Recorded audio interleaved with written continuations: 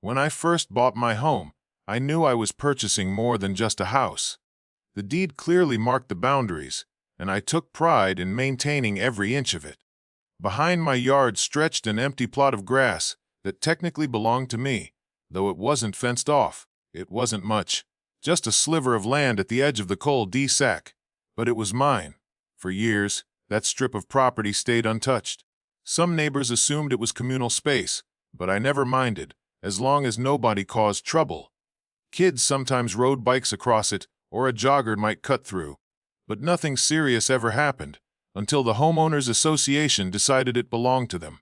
One morning, I walked outside to find men with shovels and equipment unloading at the back of my lot. At first, I thought it was city workers, maybe fixing pipes or checking lines, but as I looked closer, my stomach turned.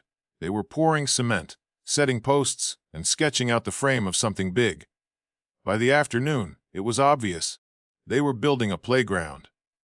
Not on the HOA's designated greenbelt, not in the neighborhood's common park, but right in the middle of my private property. When I confronted the workers, they simply shrugged and said the HOA board had given the go-ahead. They acted as though my ownership meant nothing, as if the association had the authority to repurpose land I paid taxes on. At first, I thought it was some misunderstanding. Surely the HOA couldn't just steal land without paperwork or permission. But when I reached out to the board, they dismissed my concerns outright.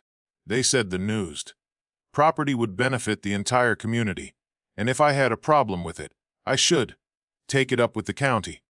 Within a week, the playground was nearly complete. Bright slides, a swing set, a picnic table, even wood chips spread across the ground.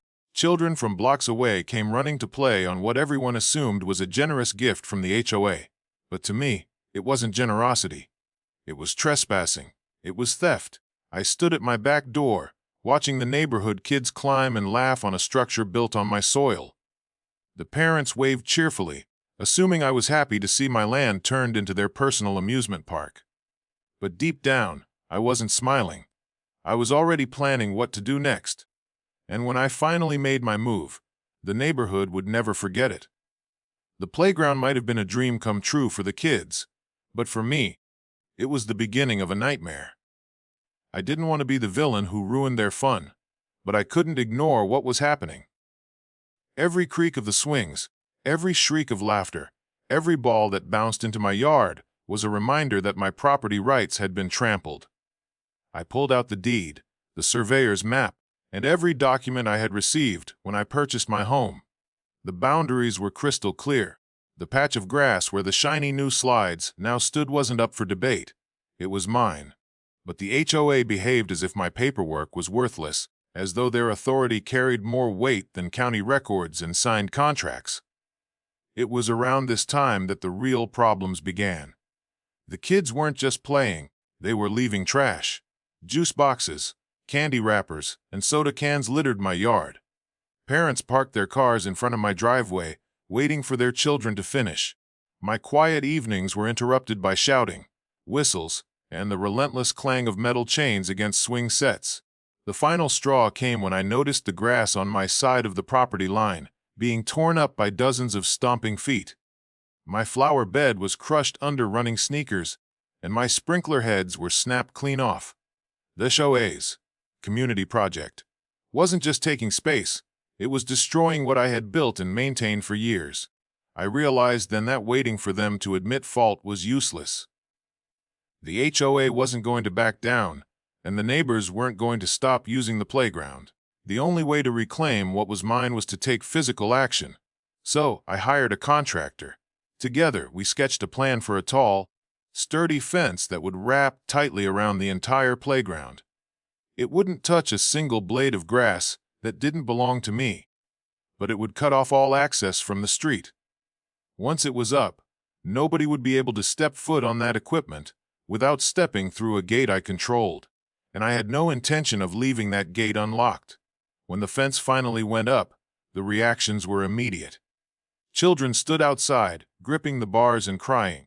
Parents argued on the sidewalk, and the HOA president's face turned crimson as he realized the playground they built with neighborhood funds was now behind a locked barrier. The real war had only just begun. The moment my fence went up, the neighborhood transformed overnight. Where there had once been laughter and the squeak of swings, there was now silence broken only by angry murmurs.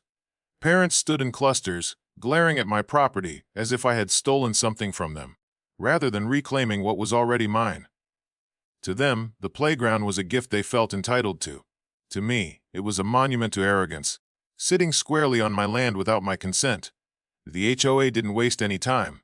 A formal notice appeared on my doorstep within 48 hours. They claimed I had violated community aesthetics with an unsightly barrier, and accused me of restricting access to what they boldly called shared facilities. The letter threatened fines, legal action, and even the possibility of forcing me to remove the fence. Their words were heavy with authority, but to me, they were nothing more than intimidation tactics. What they didn't count on was that I had already anticipated their response.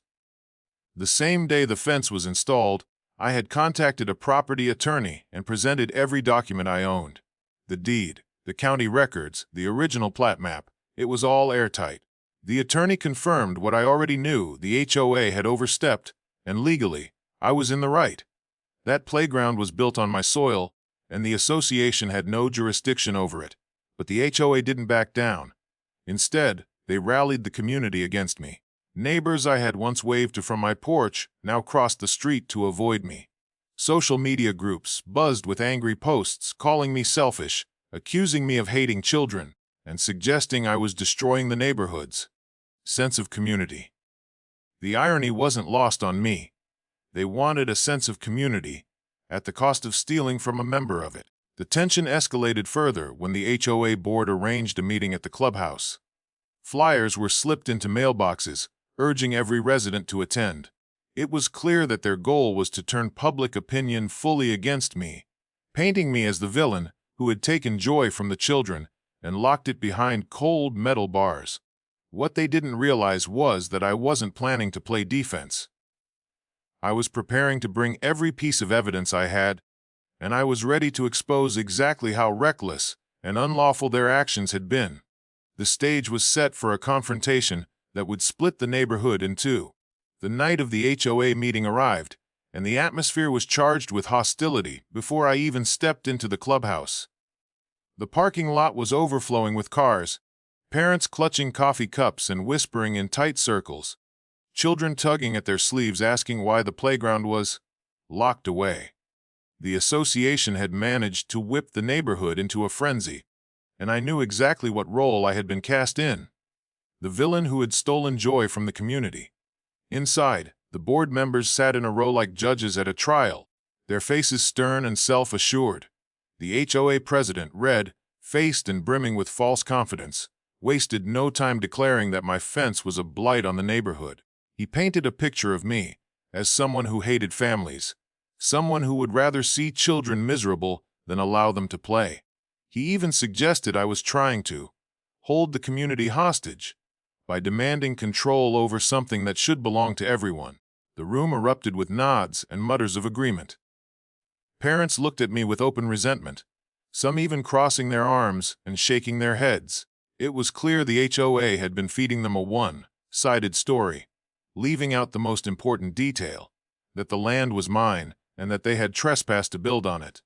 When my turn finally came, I stood with my folder of documents, heart pounding but voice steady.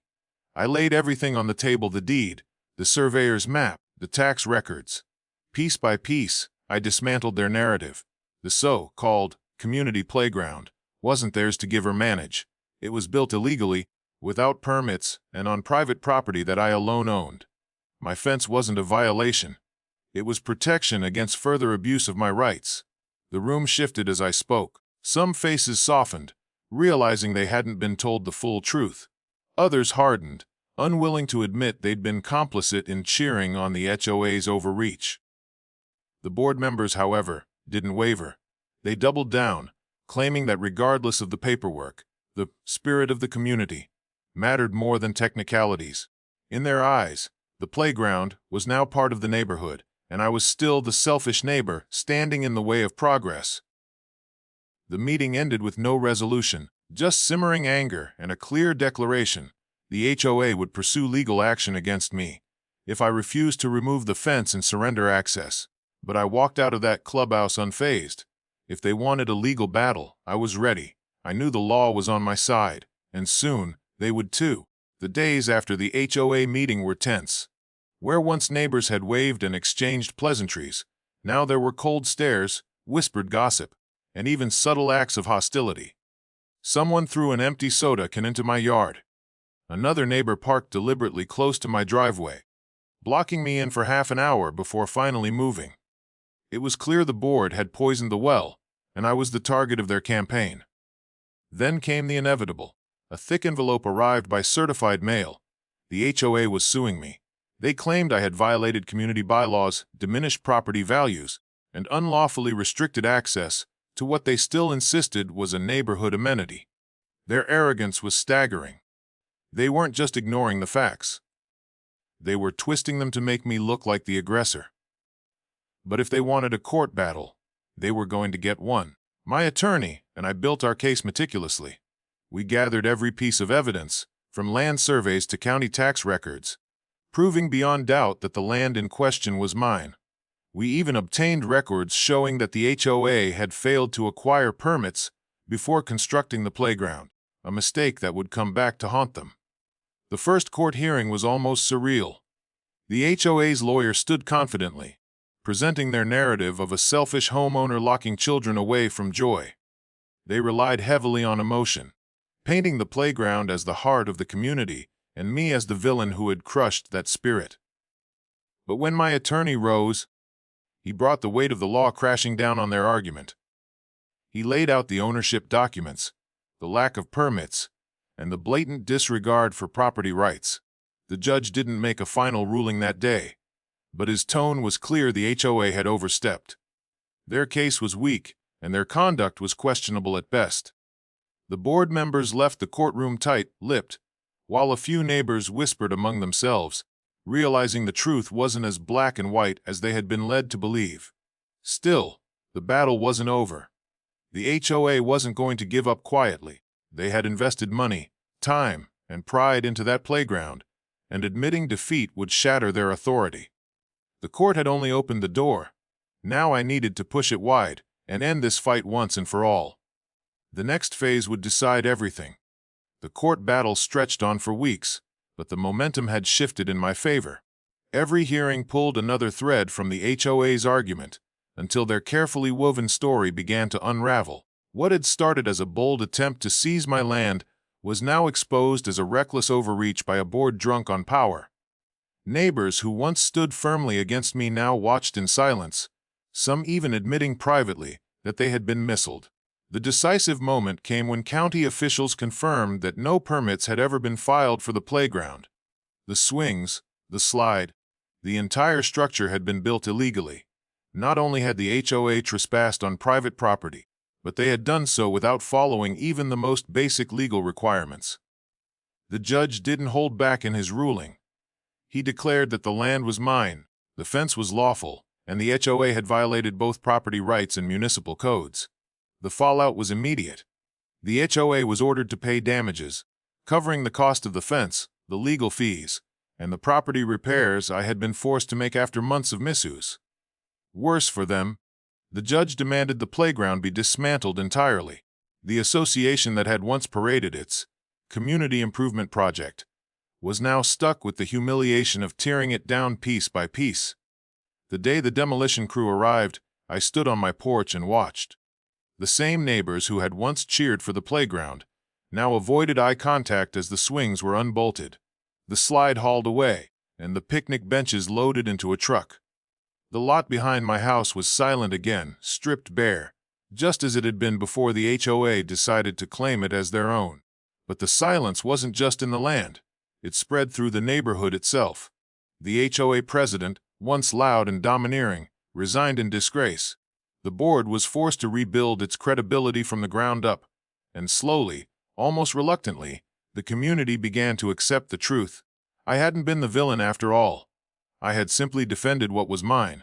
In the end, the lesson was clear. Power, hungry boards, and entitled neighbors could try to bend the rules, but the law doesn't bend so easily. The playground may have been fun while it lasted, but it became the very thing that exposed the HOA's corruption. And as for me, I kept my fence, my land, and most importantly, my peace.